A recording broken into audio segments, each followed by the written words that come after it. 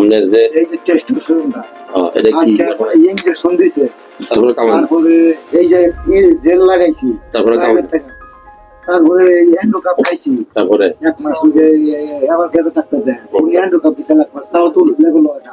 তারপর দুধ দিয়ে বাদাম কালাম আখরোট মুখরোট এগুলো তো খাইতে আছি।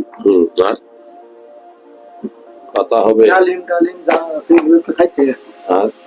আর কি লাউ দিছি, কুমড়া দিছি, ডবল করে আমার এন্ডোকাপ সকালবেলা দেবো, সাথে আরেকটা দিছি।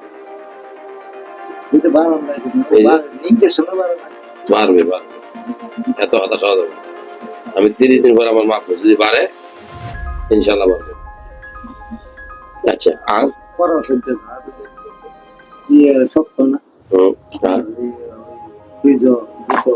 আর কথা কইতেই বহন কোন কথা কওয়ার সময় আর